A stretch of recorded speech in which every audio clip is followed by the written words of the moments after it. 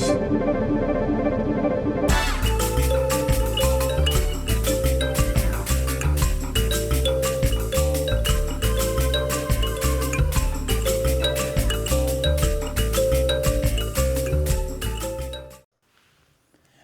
and welcome to AIL TV. You are watching a man called Jay. As always, here on AIL TV, we have got exciting news and exciting programs to bring to you viewers. Now, tonight, Monday night, I normally do these things on Thursdays and stuff, but Monday is also beginning to be popular. Without wasting so much of your time, let me tell you what we have tonight. I keep saying Africans in the diaspora are doing things like any other person in the world do. We've got musicians, we have got writers, we have got everything in every genre of any type of thing that you want to look into. Africans, we are there. But the good thing now is that we are doing it by ourselves. Yes. So tonight, this is the conversation tonight is centered around a novel written by Olivia John B.J. Olajide Aluko. Let me hope I am pronouncing this name properly. Now, here is the thing. She has been very busy with her pen, and she has actually penned a novel called This.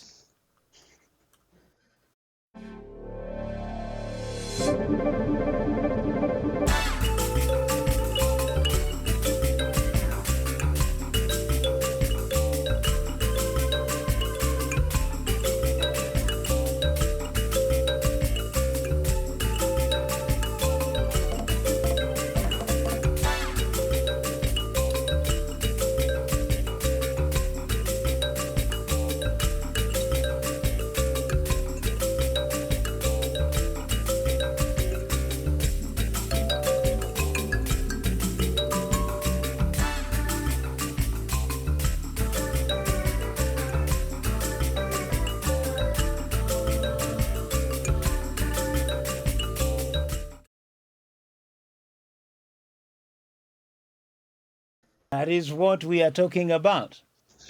The life in the Abrodi. So I don't want to waste much of your time.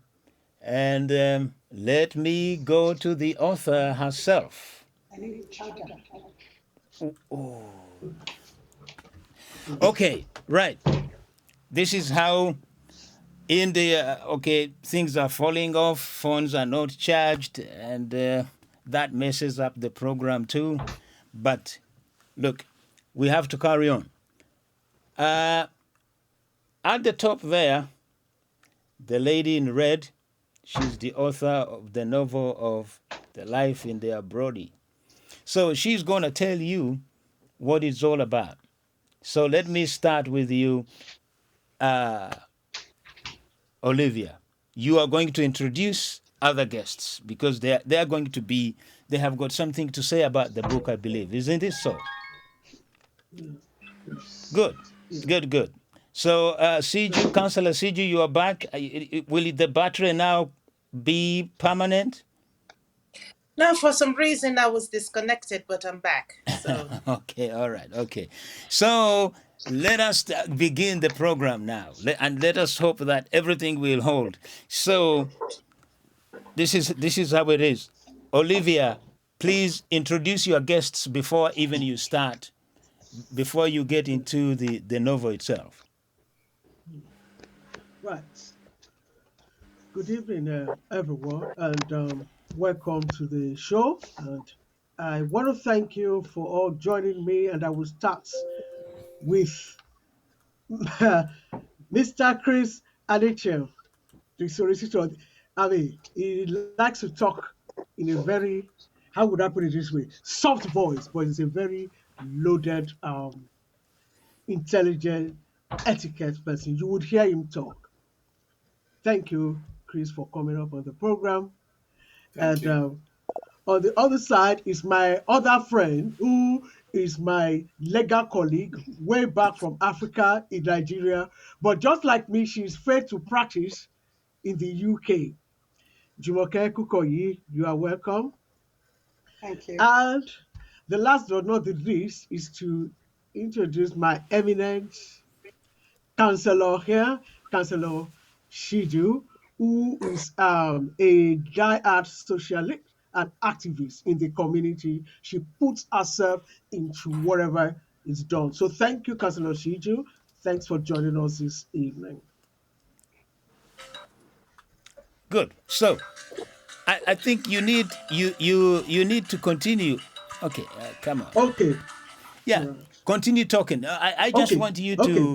to get the ball rolling. Really, you know, you have Okay. invited your friends, and Yes, these sure. people they know you, and and of course they believe in you. That's why they are here on this program Of tonight. course, So, definitely. well, look, And I talk and I talk do about appreciate. why you have actually brought these the two ladies and the gentleman on the Yeah. show. Right. I will go back to what I said. I brought Chris in here because Chris has lived the book and has surpassed it. You know, Chris is one of the very few people in the UK who believes no matter where you came from, no matter the barriers around you, you can succeed. And I have seen him walk that, and he's also going out empowering others.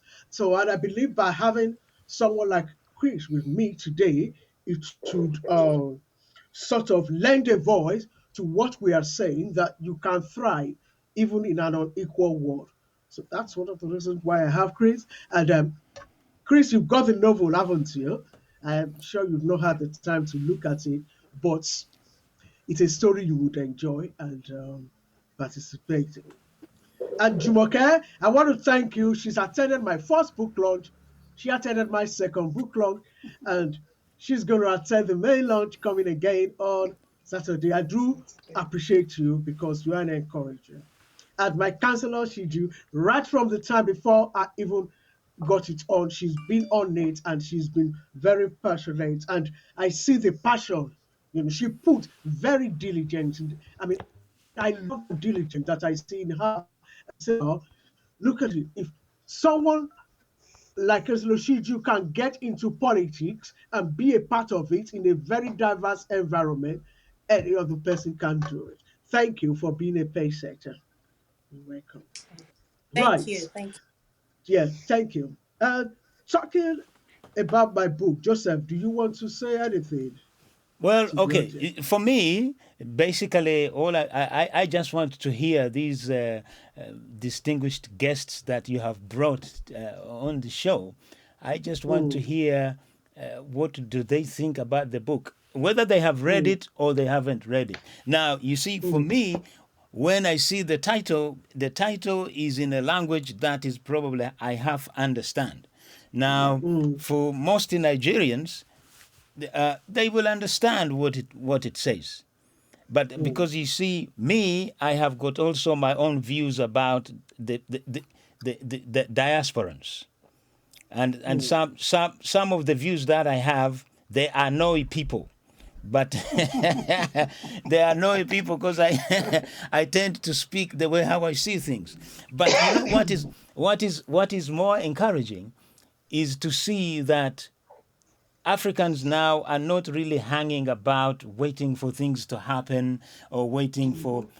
Because you see, for the last couple of years, what I have been hearing, funding, who is funding you, who is doing this, what. Now, that word funding is disappearing. And I think that is actually the best thing, the best way to do things. Because if we cannot fight for ourselves, I can guarantee you no one else is going to fight for us. I'm always having this conversation everywhere I am. I'm always asking myself, where are Africans going? And believe me, there are some people there out there who are thinking that if we can't help ourselves, we should not worry about the European person. They have got their own set of problems. They have to solve too.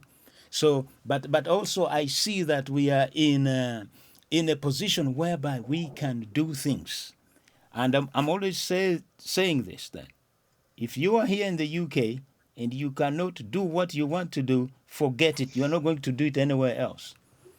So, Correct. thank you.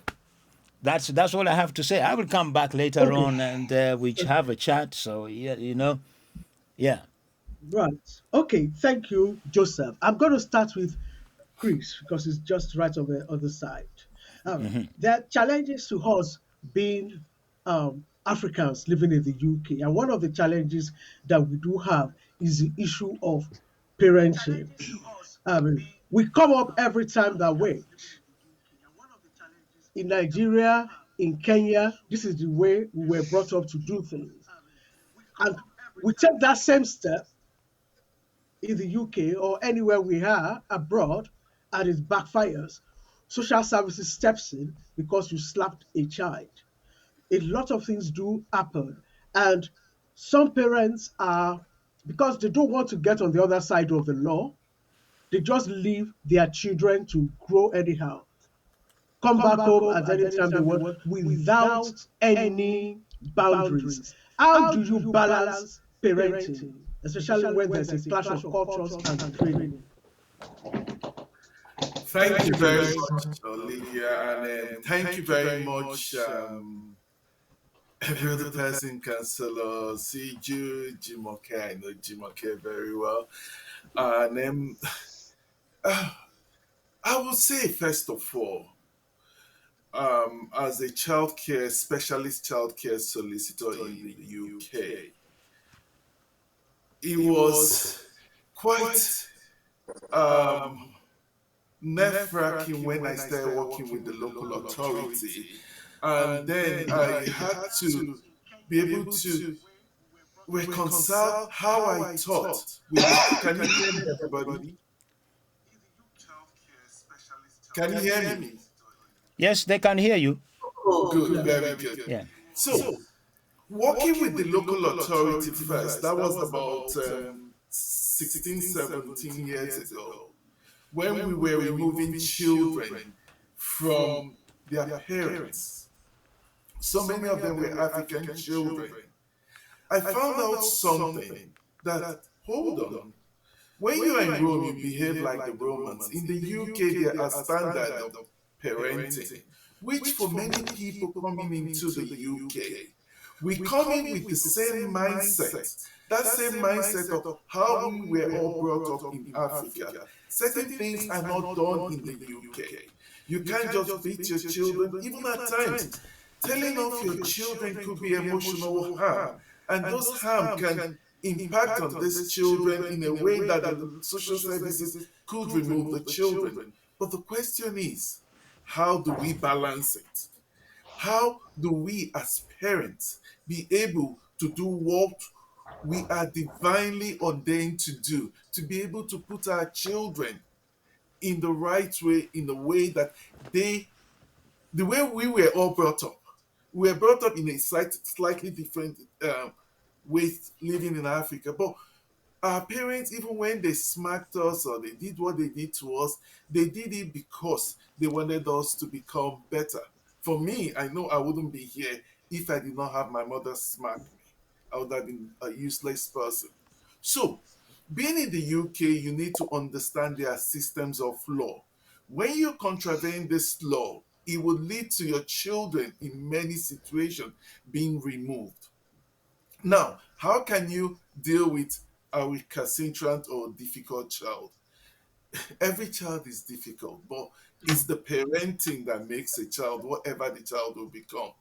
So things like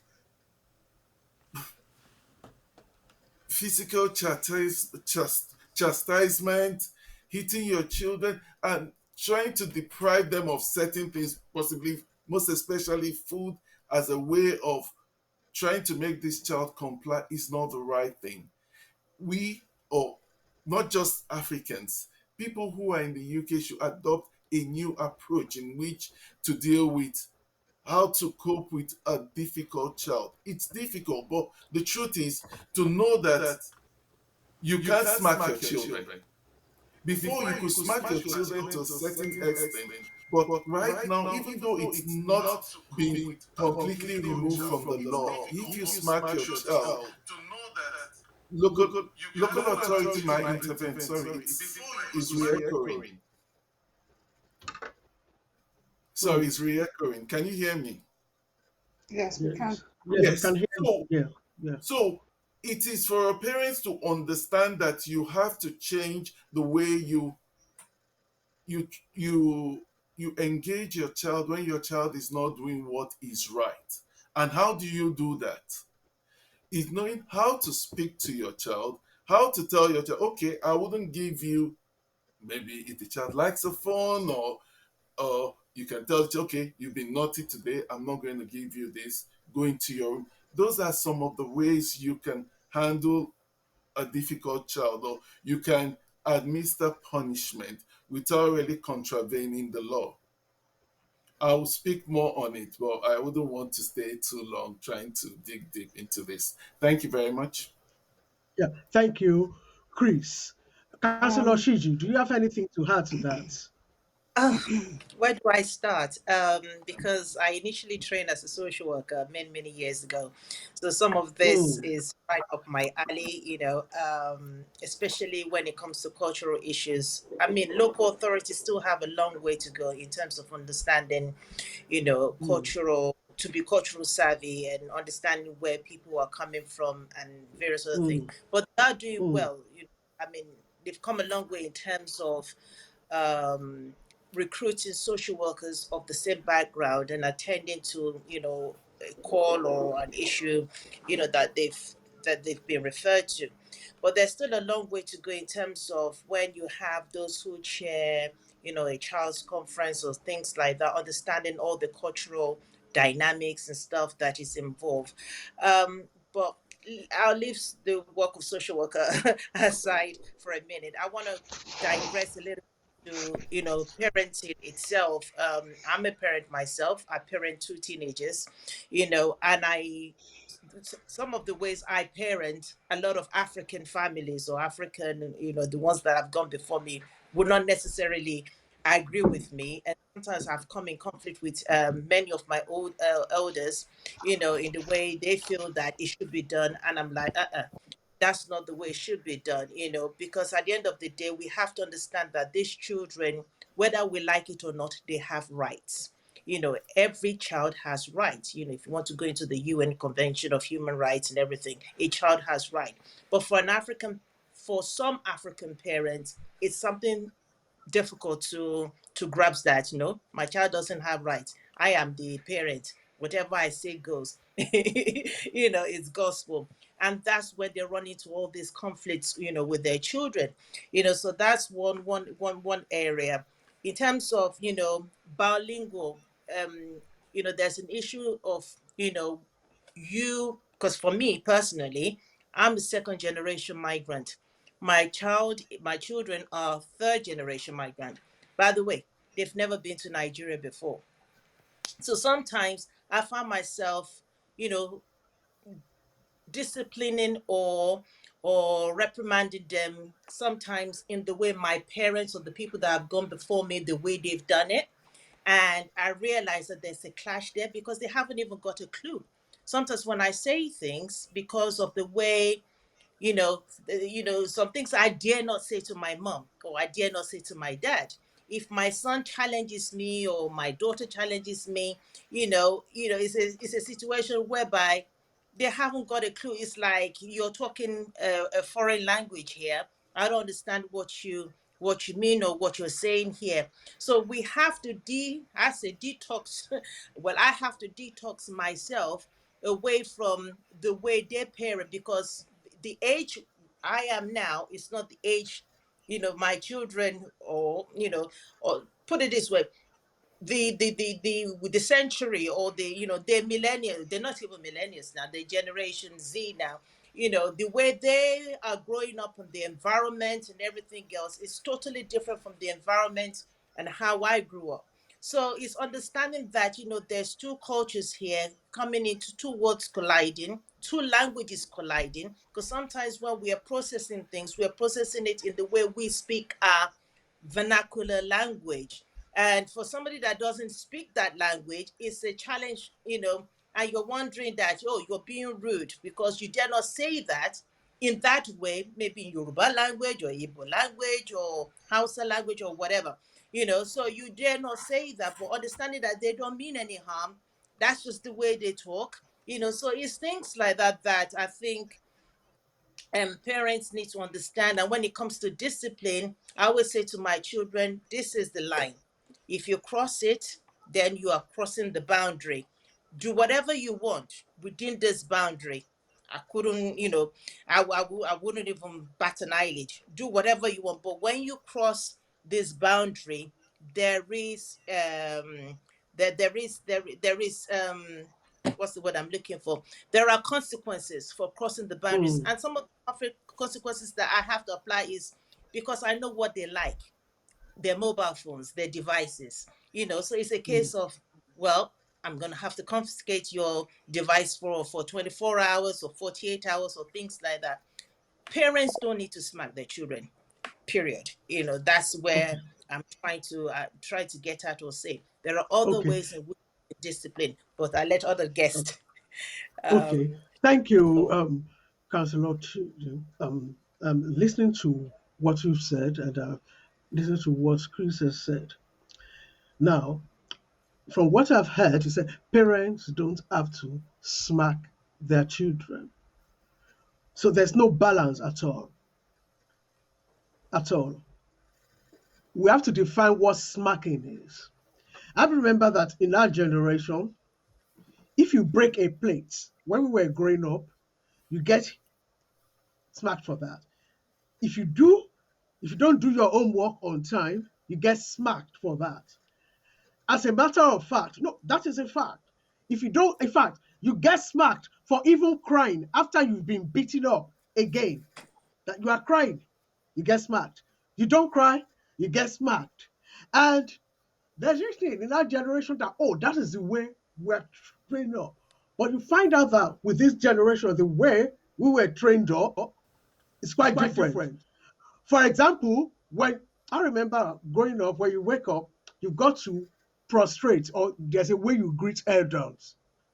But then you find out that our children can wake up and say hi, or just maybe they just want to be good morning or give you a high five.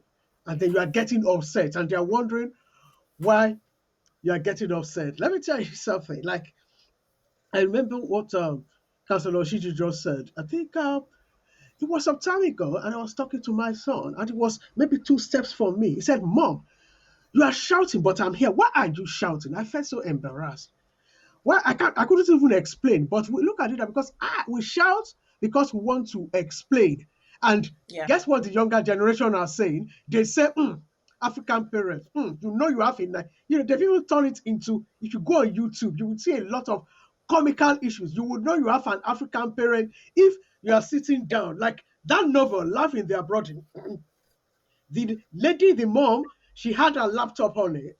I think she suddenly remembered that she needed her iPad, and she told the son to get the iPad, and the son got the iPad innocently. And it's like, Mom, where should I put the iPad? Guess what the mom said? Put it on my head, and she Edge. grew upstairs. Yes.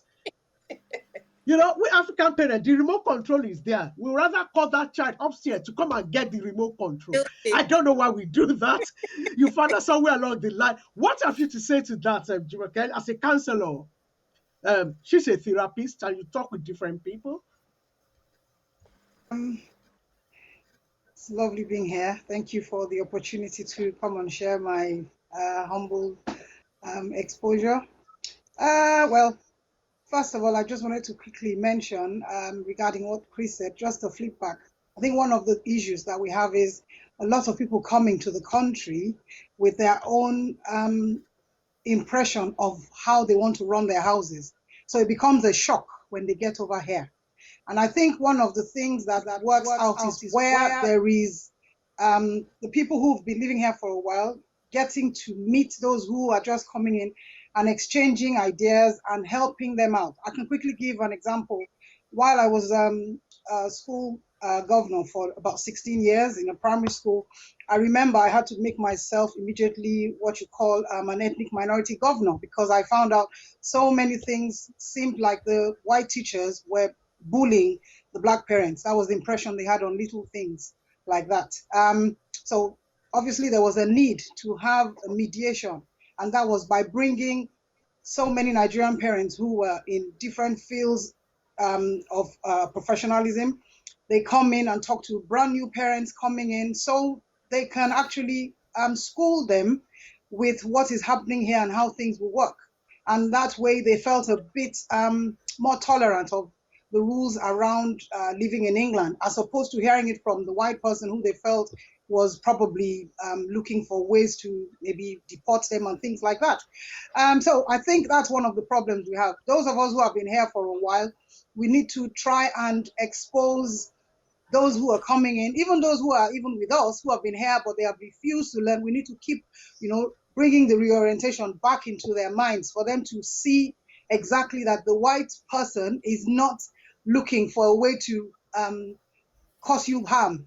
They're just trying to, uphold the culture around here. And it says when you're in Rome, behave like you're in Rome. So that's by the way. The other thing I was going to mention when Olivia was talking now about parenting, I've worked as a mental health therapist for a while, and for years now, I've seen a lot. I work strictly with people who are from ethnic minorities, and I find out that it's a choice because the general therapeutic education and profession is very middle class English. So that's the problem we have. And obviously, if you're working from an ethnic background, you have to try and make sure you tweak some of the English rules in therapy to go with what would suit your different ethnic clients. So I have a lot of younger people coming across. I have 3 children who are all grown ups, they're all adults. And I come across younger people. And what I find out also, like Olivia was saying, was the deep rooted appreciation of our culture in most of the older parents. Now, I think one of the ways we can work on this is for us to go backwards and learn from our children. It's very important. There's so much we're giving to them, but we're forgetting that they're in a different culture. The children even suffer, let me put that word, because they come home to an African home and they go out into an English system. So they have to actually juggle their brain to do both things. And we as parents need to appreciate that, actually. We need to appreciate that these children go that extra mile to take on board ours. So we also have to take on board some of it. And it's just by probably sitting with them generally, learning from them, finding out exactly how things run in their generation so you can actually use it for yourself. A good example I can give, like the children say, oh, mom, you look sick. I'm going to say, what do you mean I look sick? That means you look pretty or you look beautiful. They have slang they use. So if you're not careful, you can just say, why did you say I'm sick? And you just, hit the person. Well, we're not supposed to hit, but it happens in homes. And I think the children appreciate that it's part of culture. So they don't generally most of them don't generally take it as a reprimand. They just take it as part of how we're brought up and they accept it. So I think we need to make sure from the mental health angle, the children are actually put in the picture when we're making decisions, even for them. Those are kind of things that I notice. A child wants to go to school, we don't even ask them about what they want. Yes, he's got A stars, but he wants to be a fine artist. He wants to be a graphic designer.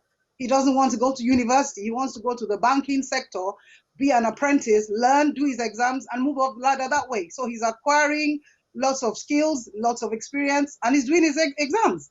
So we just have this mentality of university. So it's not a bad thing, but we need to actually bring the child into the picture and ask them. That's one of the things I think we have a problem with.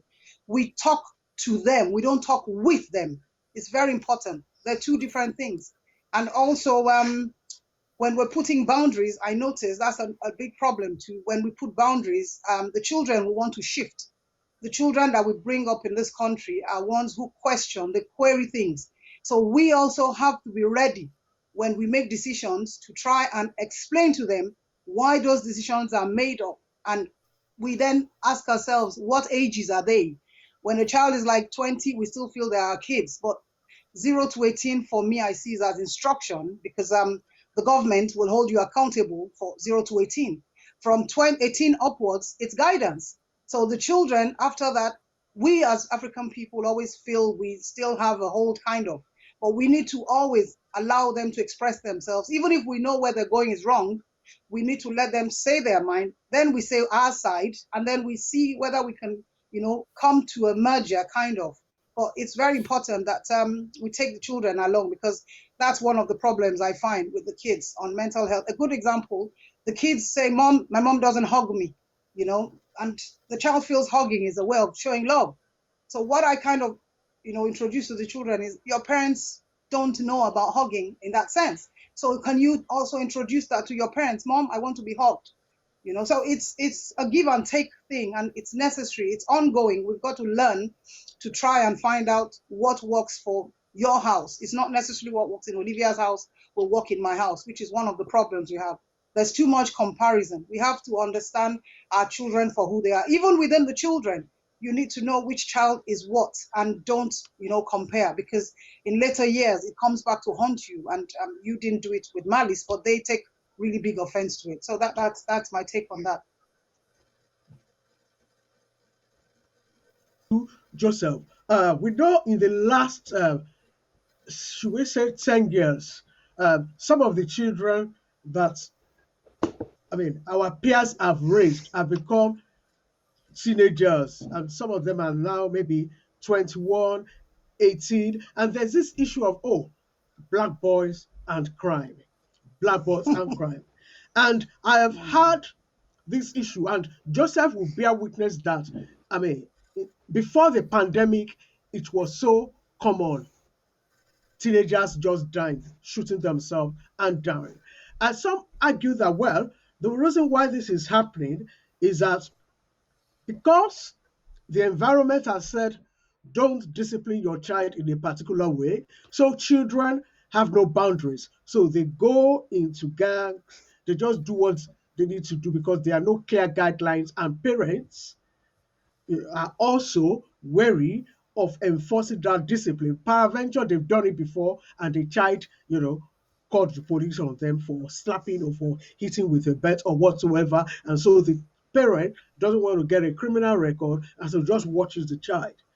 So, Joseph, in your own understanding and from what you've observed from young people, how do we balance these issues of a child running around, joining gangs, killing one another, drugs, over Nike, especially, this issue over, Nike, they kill themselves over all these things. How do you manage that, Joseph? Right. I think you can hear me now. Right. Yes, It sure. is a very complex subject, yet Hmm. it is a very simple subject to deal with. You have Hmm. got people here. You've got a lady here, is it Yomi Fatumbi? She says that parents should be friends with their kids. Hmm. See, that is one. And then Lade is saying, how about reasonable chastising? You Hmm. see, now, this is how I see it. I have got a daughter who lives in Germany. In fact, I've got two daughters. One lives in Italy, one lives in Germany. And the one living in Germany now, she wanted to go and live in Japan. So, young kids, especially those who are growing up in Europe, they are exposed to so many things. They're exposed to different kind of thinking. They're exposed to freedoms. I got a shock when I first came, to see an 8-year-old boy having a mature conversation with his father. That one, to me, I have never seen it. Seriously, even they would sneak into arguments, and later on they are friends. But now this is how I see it. If we treat our kids as people who have got brains and they have got their own needs, then we will start to see things changing. You can even impose curfew. Sometimes the way to say it. Say, for example, I have seen parents being taken to counsel, to police, because they have refused to buy trainers for their kids. That one I have seen. But I just think, okay, how does it come to that point that your son is taking you to to the social services because you Government. have refused. Yes. Yeah. Now, with my daughter, it's very simple. Uh, when because she's also a creative person, when she insisted that she wants to go to live in Berlin, I said, but why don't you stick around here, London? London is has got everything. You know what she asked me? She said, well, look, you are here in England. You are from Africa. How come that you Yeah. came here You didn't and say you that. live here, Yeah. and me, I can't Yes. go and live in Berlin? So there, Exactly. I Exactly. could do not argue. You see, Mm-hmm. I could not argue. And also, from my upbringing, my mother gave me freedom to do whatever I want to do. If you want to do anything you want to do, yes, apart from killing people, that was out. We apart from fighting, that is out. Yes. Now we have to learn how to speak to our children like because they've got their own space. The stuff they're going through is totally different than what. Look, I didn't have a phone until when I was 30 years old. So you tell me now, a 5-year-old kid, they can operate iPads, they can operate anything. So they know, they are aware. I think it is a matter of understanding. Even if you have got an authority over your children, but you have Yes. to remember they have got their own space. I think the best way, to me, how I see it, is sit down and don't yell at them. Don't use force, because believe me, using force, you're not going to win. They just clam up. Yes. Exactly. I think the best way is now teach them how to reason. If they say, well, I want to do this X, Y, Z, give a reason, and if that reason sounds good, Mhm. they will go off. They will go Mm. off and work it out. So that's what I know. I don't know whether this situation is what you are talking about in the book, Olivia. Is that right? Yeah, Yes. it Yeah. includes that it includes culture clash, cultural variations, and Yeah. expectations. And going back to, I think we should, before we go further, because this is a continuation of what we're just laying the foundation for what we're going to be looking at on Saturday during the main launch. And I thank you for your perspectives. I know, Joseph, you did read some of the comments made, and I think the last one I had. What about reasonable chastisement? Chris, can you tell us what reasonable chastisement is where a child is concerned? Because, to be honest, I've always said something that we know ourselves. We always say, okay, we are colorblind. But these children, even though they are born here, they are from our genes.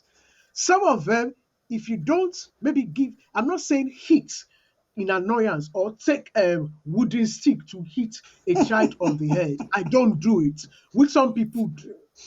No, they do it. They do it. They take a bet. They do it. But I'm talking about a little smack. Stay here. Don't run on the road. You know what I mean? But then by the time they now get to a particular age, you are now talking to them. I knew right from a long time that the best way for my children is to take the PlayStation or they can't go on it. You know what it is? They would cry. You will feel as if, oh my God, that they were beaten. Now, for some children, the things that they love, just deprive them of it. But I tell you what, just like Jumoke said, each household is different. Each child is different. There are children that the same thing you repeat over and over and over again. And then guess what? I'm not saying, if you beat those children, they would listen. Even with that, in our generation, there are children that their parents beat to the last and they still went on their ways. So back to Chris, what would you say reasonable chastisement is where you've got a difficult child? I will say, first of all, I think that question was from Lade. Thank you very much, Lade. Yes. Um, the what does the court or the law considers as being reasonable chastisement? Reasonable Mm, chastisement might depend, but basically, is you like smacking a child like this?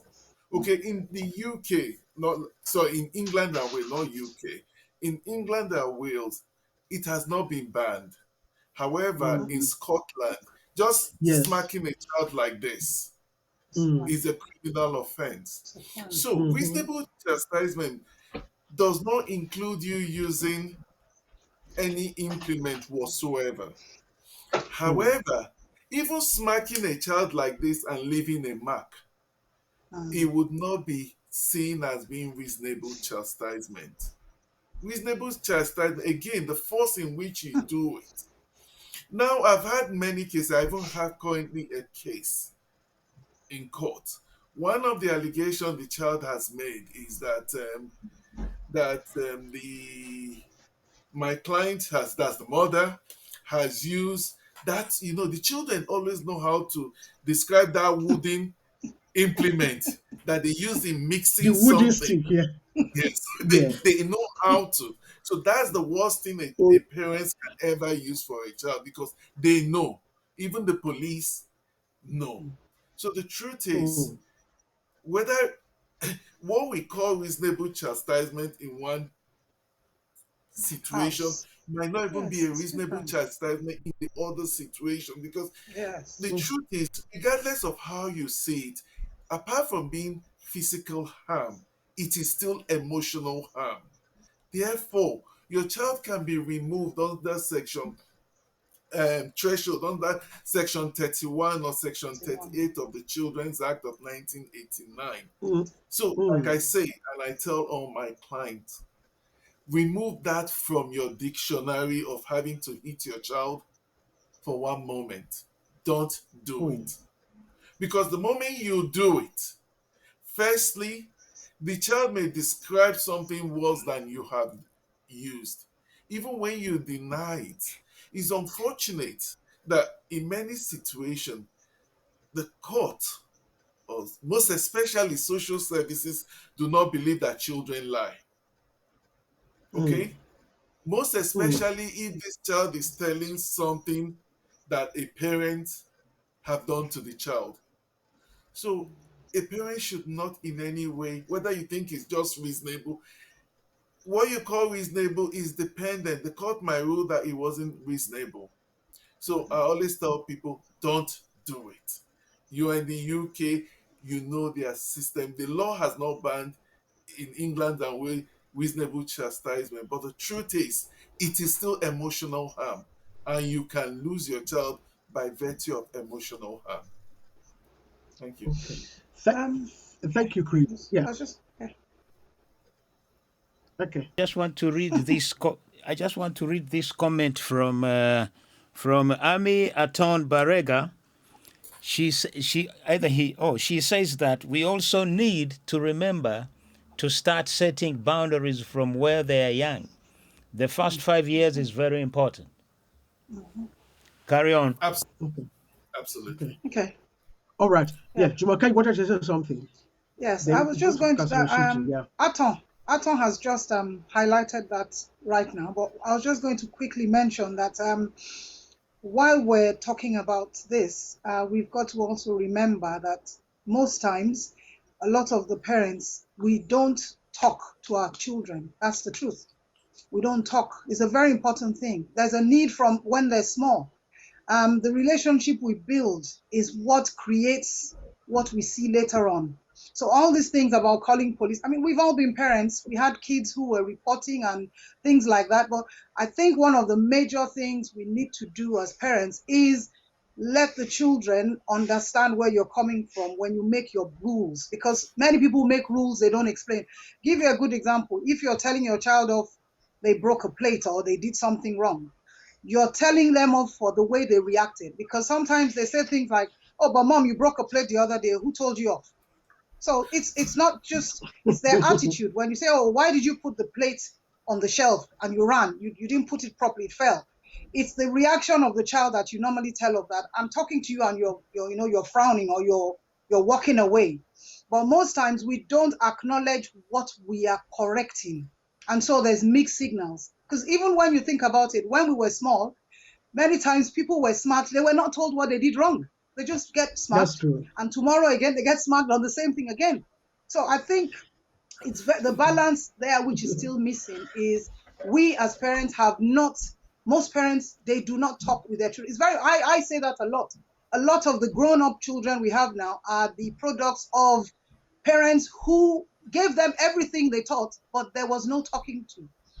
Back home in Africa, you have grandma, auntie, even the driver, the housemaid, all these people, they fuse into our lives when we're growing up. So it wasn't necessary for papa and mama to even do a lot of talking. We get communal telling off. Even you see your head teacher coming in the school, even as old as I am, I see my head teacher, she could still tell me off, even now, and remind me of what happened in those days. So all those kind of things we need to tell our children, and we need to correct them in love. We need to explain to them even when they do things wrong, and we say to them, oh, this is something you've done wrong. However, I need to, take this off you, and you explain why you're doing some of these things. Also, we need Okay. to also tell our kids about the houses, because many of them compare. As we don't want to compare, we have to remind our children they shouldn't compare. Don't bring Okay. Jonathan's mom's story back to your house. Okay. It's different. Thank you, Jimoke. Thank you, Jimoke. Councillor Shiju, you said you worked as in the social services for quite some time. And how do you balance the issues of um, a child? Have you had a scenario of children being expelled from school for a particular reason, and the parents get upset and react that, wow, you disgrace my name? We all know as Africans that if I saw anything, there is something about my name, and we will do everything to protect it. A child went to school and stole or took somebody's either trainers doing the break and then brought it home, and then they checked only for him to find out that it was in the school bag. And so the parents heard about it, the mom heard about it, or the dad, and the next thing is a belt. Should they have hugged the child and say, don't do that anymore? How would they do that? Because a lot of the time, I mean, we should not, and I believe that there are times that you've got difficult children who go about with the best intention that you have given to them. They're not listening. You've spoken to them. Everybody knows that's a black sheep of the family. And this black sheep of the family, you've had to change the school the first time because he was expelled. The second time, he stole something. And then you beat him. By the time he's 16, he's out of the house, not telling you where he's going. And then the police comes into place. How do you balance all this, please? Thank you. Uh, uh, Yes, you yes. are muted, Councillor, please. no, no, Thank no. you. I think she's muted herself. What you need to do, let us continue with the conversation. Turn off your phone and then come back in. Then it will. Because remember, it went off and then you came back in. Yes. So Okay. you can continue with the Just conversation. Yeah. okay, Joseph. The first one before Lade, she asked a question. I don't know if that has been Can covered. you hear me now? Okay. Yes. All right. Hi. We Yes, we can can. hear. Okay. We Yeah. can. Thank you. Thank you so much. That was a powerful question that you asked. And this is where I feel a lot of African parents, most especially, this is where they miss it. It's always about the parent's need, my need, me, forgetting that the child has needs too, depending where they are at the stages of, of life, across the Mm, lifespan. So we mm, miss that the child has needs, and when the need goes unmet, that's where you now have the psychosocial crisis that children mm, often experience. So it's about understanding, for instance, when a child is under one, it's a case of trust, mistrust for a child. You will see that when you want to carry a child, they will not necessarily go to you because you're not the parent. They don't know you, they don't trust you. So the existential question is, can I trust the world? So often, if their parents are not there, there's a quick feeling of abandonment. That's the need of that child at that particular time. Often we meet that because, yes, oh, my little baby, we're quick to meet that. But as time goes on, when they're reaching between the age of 1 and 3, there's an issue of autonomy. This is where a child is exercising his own agency. I have power. And you often hear parents tell me that to be the troublesome two, or the trouble, when they're 2 years old, that they're really challenging the world. But in them, it's about, is it okay to be me? So it's about understanding, like my son now, he's 15. So he's in the adolescent between 11 and 19. For him, it's about, who am I? Who can I be? So if those needs are not met and parents are not working alongside their children during those periods, you have a clash.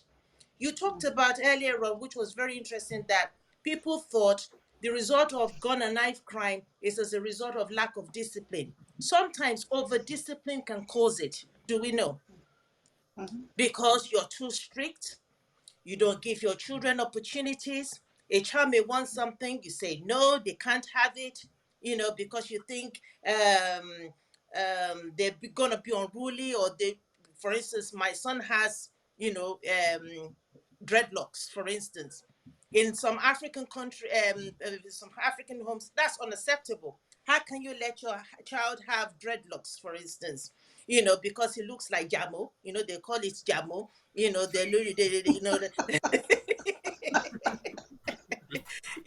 I'll right. bet you Jamo, met Jamo, Kiniko. They say all those kind of things, referencing, but not realizing that this is the child, this is how he identify himself, this is his own identity, and not understanding his need to have an identity, and he's creating who he wants to be.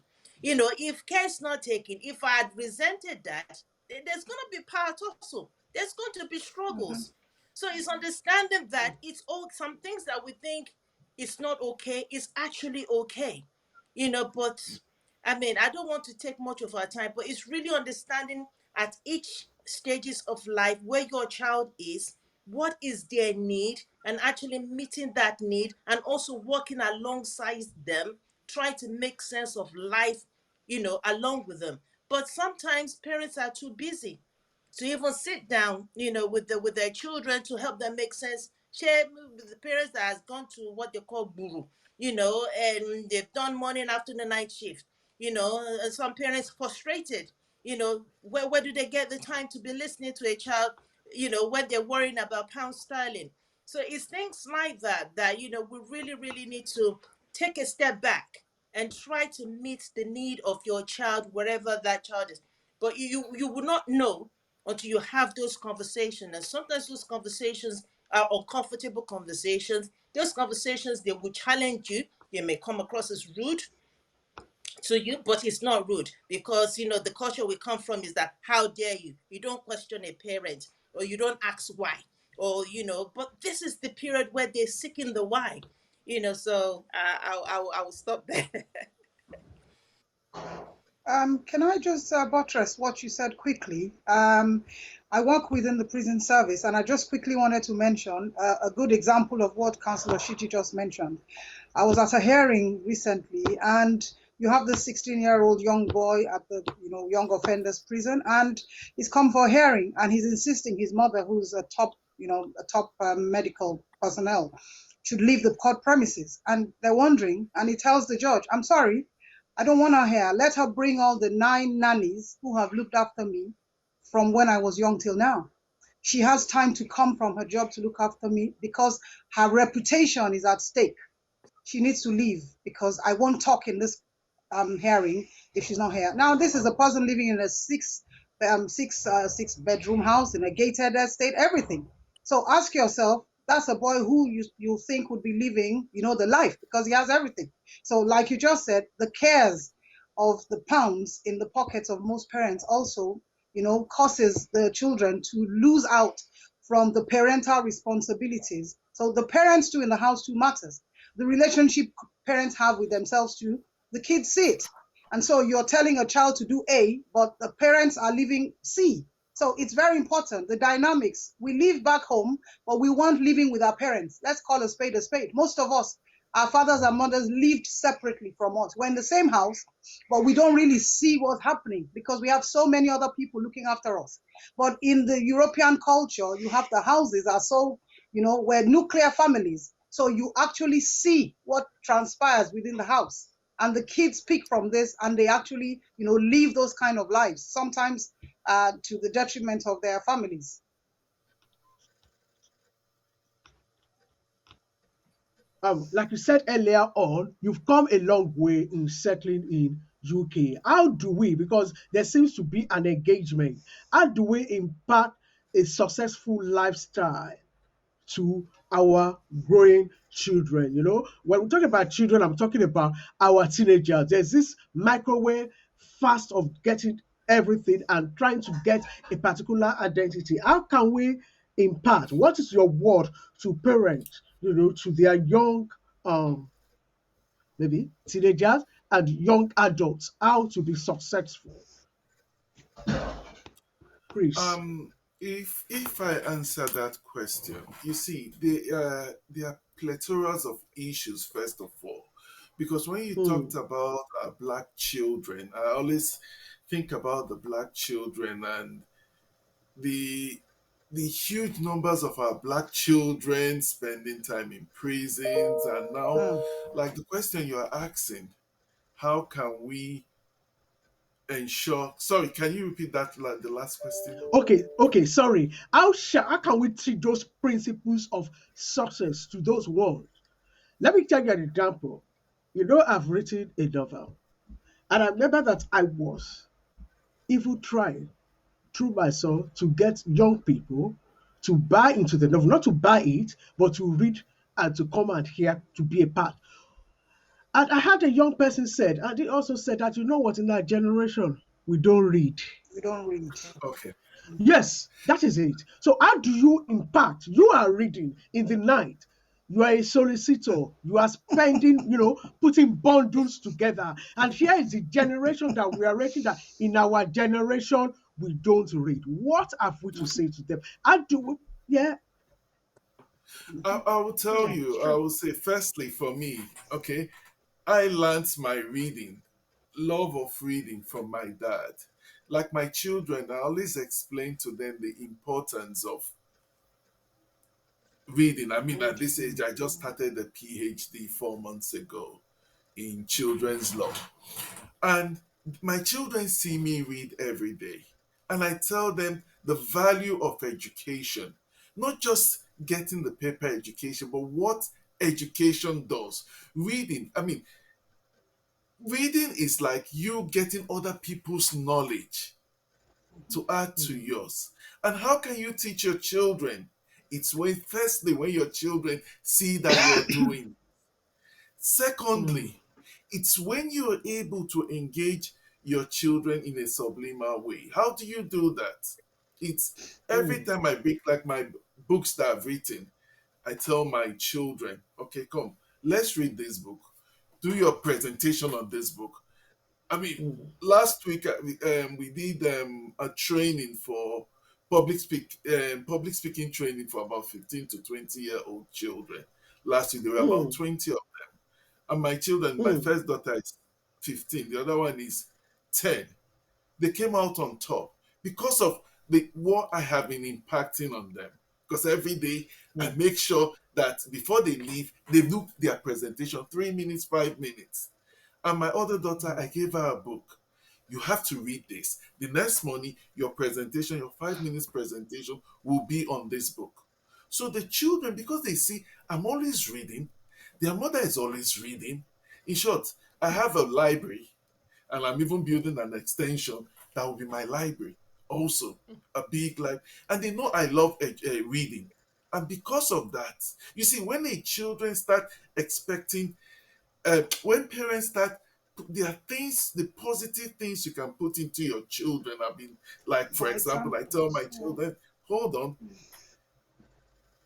the reason I am where I am, it's because of education. And when you read, it enables you to change your life, change your perspective. I tell them when I came into this country, I did cleaning job.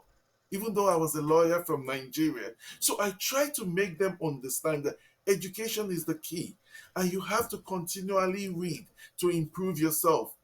And that is the way, because you have to engage your children, and your children needs to also see that you're reading. You don't tell them one thing and you don't even do it, because children Mm-hmm. copy more from you Mm-hmm. than Yes, what you yeah, say. exactly. Exactly. Mm. I'm gonna be I'm gonna disagree slightly with the lawyer, Yeah, that's fine. the honorable lawyer. There, let's face it, whether we like it or not everybody will read, and not every family home is gonna have a library hanging there. As far as some people are concerned, books are junk, or books are Mhm. your Yeah. your Mm. honor, Mm. and the rest of it. Some people rather not. So I think the important key thing is that the world is moving on. That is the traditional way of learning. We have to Mm-hmm. be open to other forms of learning, and some of them Mm. are digital. I remember I was advertising your book, Olivia, for people. A Mm. lot of people are not going to buy the paperback. Me Mhm. personally, I will not buy paperback. You will not see a Mm. library. Before I used to, but you will not see a library anymore in my house. I just don't see the point of it. But check my Uh, uh, phone. uh, uh, uh, uh. My phone has a large memory where everything is digital. I don't have the time or the space to sit down and Mhm. read. If your book is not available on Audible or Kindle, you've lost me. And that's the way the Exactly. world is going. So there are other ways That now is. that people are learning and absorbing knowledge and information. TikTok is another one, which this generation Mm. see are on. But most Mm. parents are disconnected about that. They don't even know what TikTok is. If you ask an average Nigerian parent, they say, "What is that?" Apart from their typical Facebook or Instagram. But a lot of information is consumed on TikTok. Now, if I give you an example, my son rarely reads. But I tell you something, he's talking to me about Napoleon Hill, Think and Grow Rich. How do you know about Napoleon Hill? I have that book in the garage. Oh, did do you, mom? He was asking. I said, yes, there if you want to read it. But guess what? He came across him on TikTok. This man has passed away, by the way. But it's like books of Robert Kiyosaki, what's his surname? Kiyosaki. Yeah, Robert Kiyosaki. Yeah. Yeah. yes, Yeah.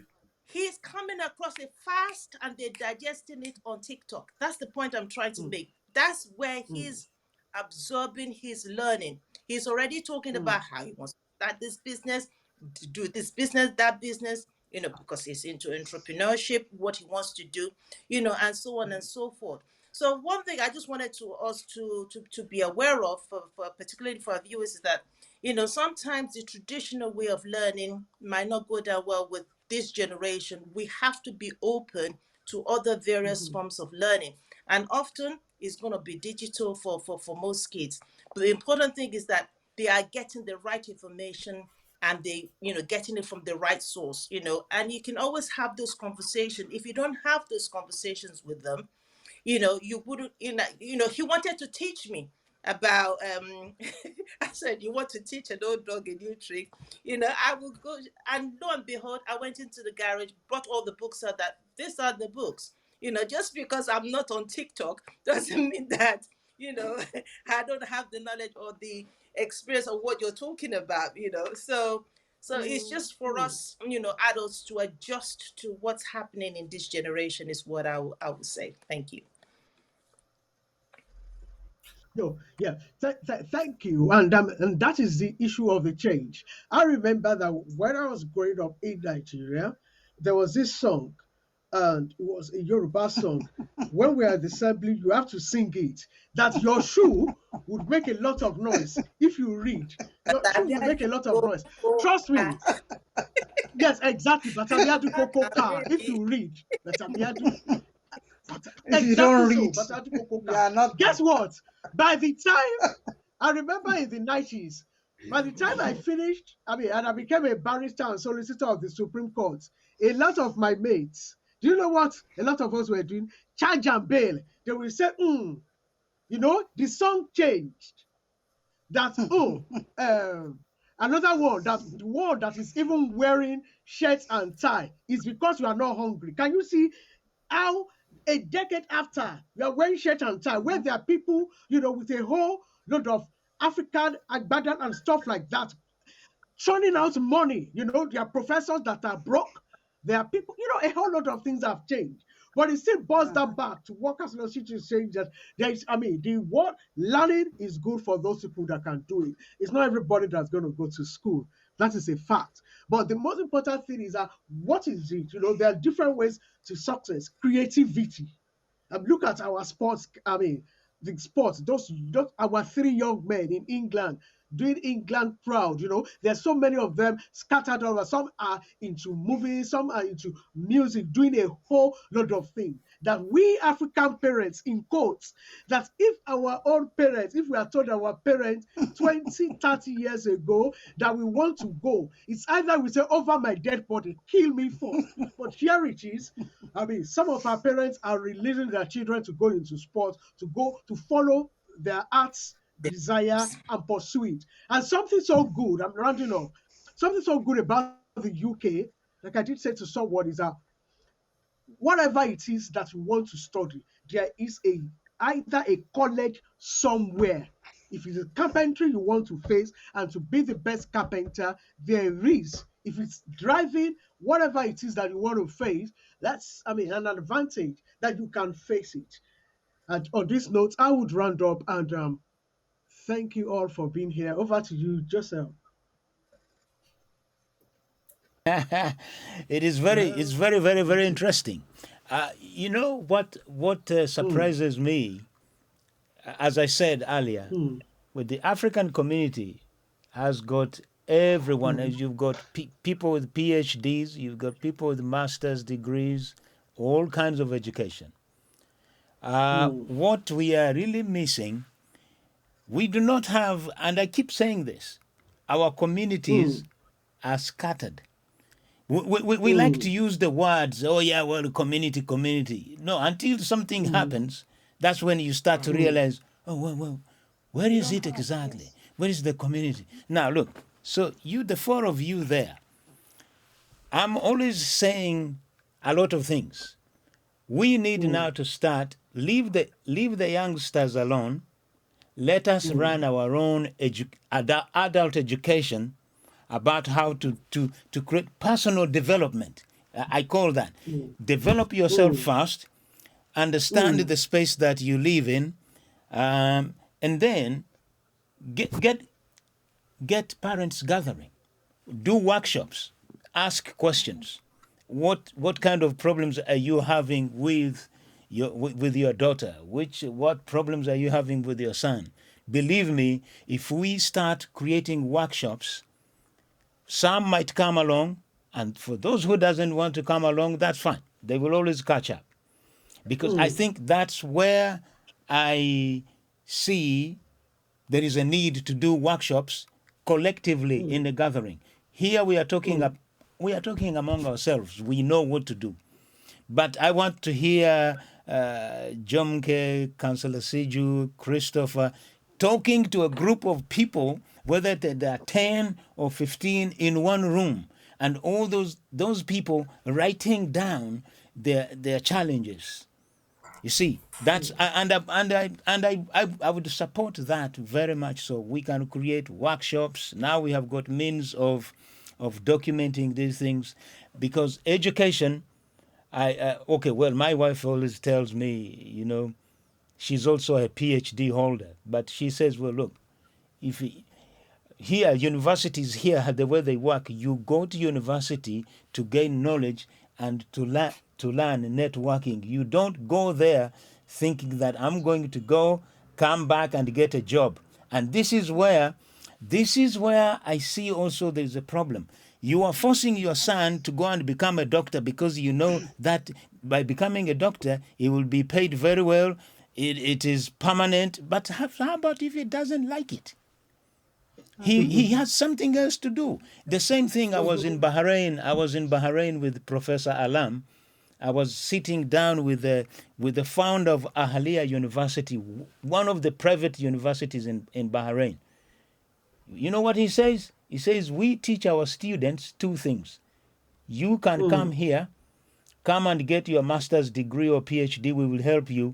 But remember this, you can either be an employer or you can be an employee. Learn two things. Yes, go out with your degree, but with also an idea of creating something that you can employ others, not to be employed all the time. So our challenges is getting the time. I think it is Jomuke mentioned. Somebody gets London is very tricky.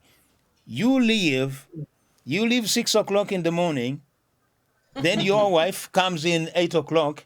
So even you don't have time to talk to your kids. You don't even have time to play with them. Seriously, all these people, when they are growing up now, they find their own way of and how they find their own way in their own groups. As soon as they hit 13 years old, that's it. They believe we are grown up. Because I remember my daughter telling me, look, Dad, I'm 13. I know what I'm doing. I say, really? So tell me, how do you know what you are doing? She says, yeah, because I can do this, I can do this. I say, yeah. You see, every 13-year-old in the world can do that. But there is sometimes when you hit a wall, whom are you going to ask? You're still going to ask somebody, or you are going to find that information somewhere. So if you are saying that you know everything, I will give you another year. Come back. Within 6 months, you'll say, Dad, but you know, I've got this thing to. So, yeah, okay. So, how about the knowledge that you have, you possess? But you see, I don't force them. If they say they want to do X, Y, Z, I say, go ahead. But whatever you do it to your best ability. Whatever you do it to your best ability. Don't think that, oh yeah, well, I want to become a footballer and I will play. No, footballers too, they work very hard. So that is one Yeah. thing. They work really very hard. Now, many kids, they see these footballers driving big cars and they think they can actually go and play football like the people they see, without knowing that the mental capacity building that they are going through. No, but what we need, I know I'm talking so much but what I'm asking you, please let us start doing workshops. Organize it. Let us find places. Now I'm digging into, I'm finding spaces now. We can create our own space, 50 people, 100 people. Let us talk among ourselves physically.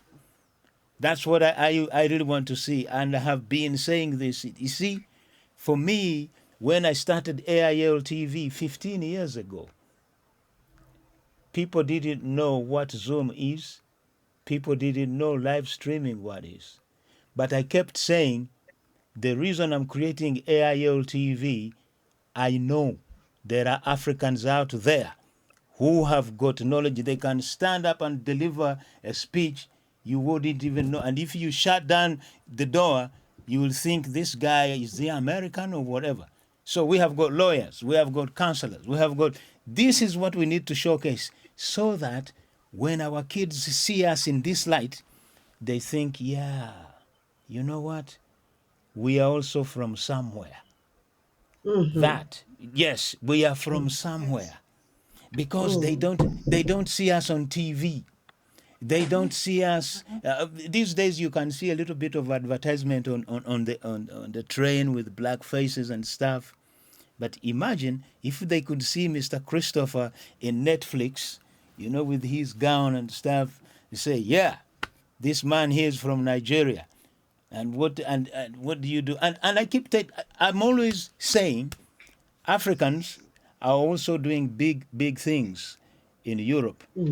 You don't be fooled. All these airports and stuff like this, some of them are owned by your fellow countrymen. So people need to know that. But because the media, we also need to now to be very quick on catching up with the media. because media, it is where everything happens. That's where everybody's radicalizing. I call it radicalizing. See, they give you mm, an information. Yeah, we want to see, like Councillor Siju will say, look, we want to see you at the House of Commons, because we do go there too.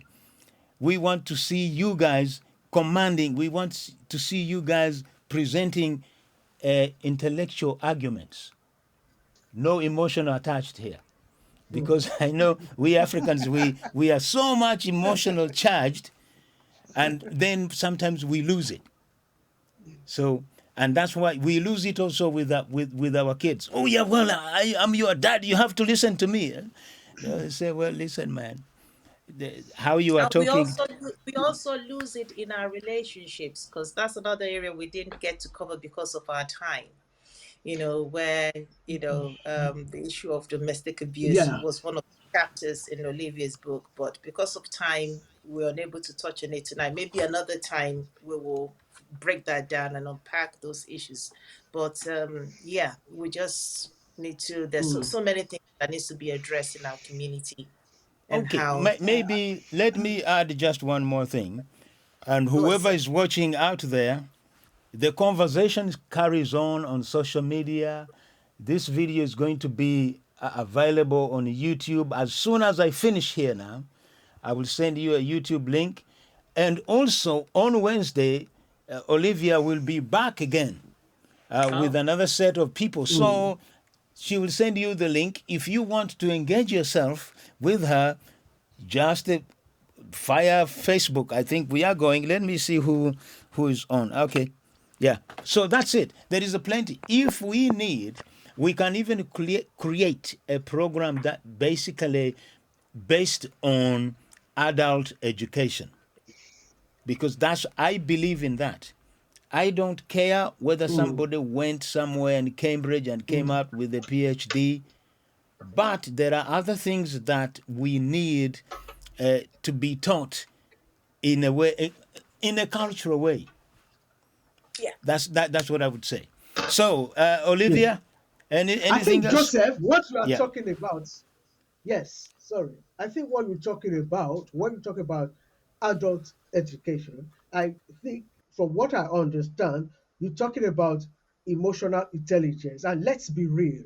You see, the way we were raised, even though we were beaten, we were given all the master's degree and everything, a whole lot of the challenges that we get when we come here is that we don't have these soft skills.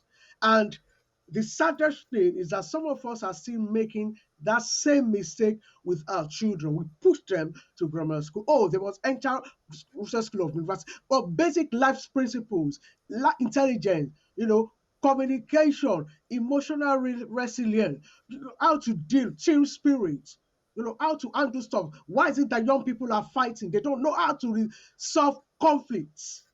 We don't teach them those things because we don't know. You can only give what you have. But I've said something about this country is that how far do you want to go? Now we've got the benefit of the internet that we can teach ourselves without even having to enroll formally in a school to develop our, soft skills, because it's fantastic. You can have all the degrees, become a first class one. If you are attending interviews and you are making some basic mistakes because you don't have the soft skills, I tell you, you aren't going anywhere. And I think we need to stop this issue of I am old. Do you know who I am? Over 50, I can't learn anything. No, we need to stop it. That as long as we have this breath, there are certain things. Life is not always black and white. We need to continue to learn. We need to continue to find ways, better ways of doing things until our last breath. And on this note, I would like to say a very big thank you. I mean, I know all of you are asking, and sorry, Jumoke, you couldn't. I mean, like I said, it was interactive. If you had come scripted, I tell you, we won't be smiling at this end. We want, because these are people's lives. Yeah, if you had come scripted, oh, this case, that one, you know, we wouldn't be having what we are having because we're talking about real life issues. Yeah. And I think I don't know. We may or we may not have engaged the viewers, but I think that with the help of Joseph, we would like to, at some point, come back again, revisit. Joseph, we want to look at areas of, I mean, gender-based issues of domestic abuse in this country. It's important that we understand. And Mr. Chris, obviously, he is a good one there. So at some point, we'll look for some time where it's more convenient for all of us that we can come back again. Thank you. Okay, thank you very much. So yes, Thank you very I much. think we have got a whole lot of things to say. We can create a day or one evening or one afternoon whenever you are free. Come and talk anything about you want to say, and then from Mm, there we build on. We go to a space where we have to mm. say, "I have got so much to say." You know, I can even talk for 9 months non-stop when it comes to these issues. Yes, yes, yes, yes, yes.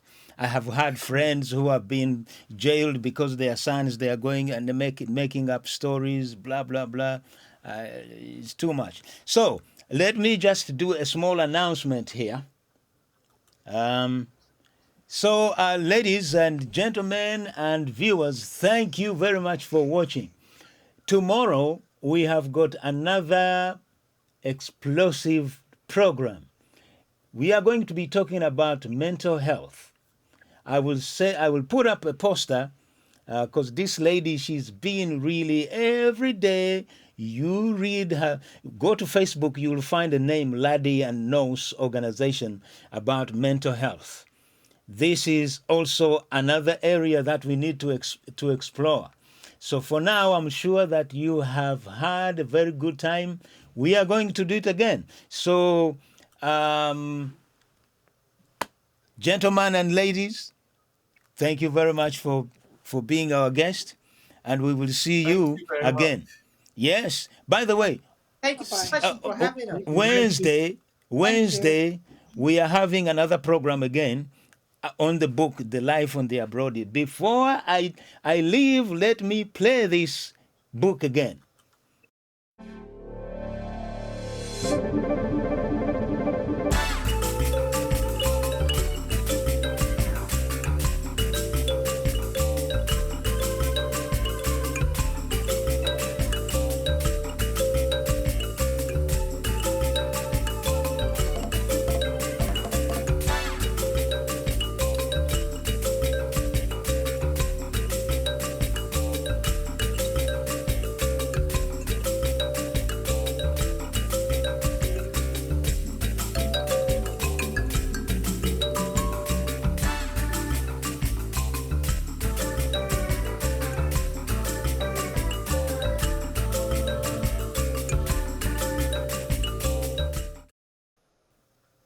Thank you. So until Wednesday, we're going to join on Facebook. So I'm going to send a link or a YouTube link.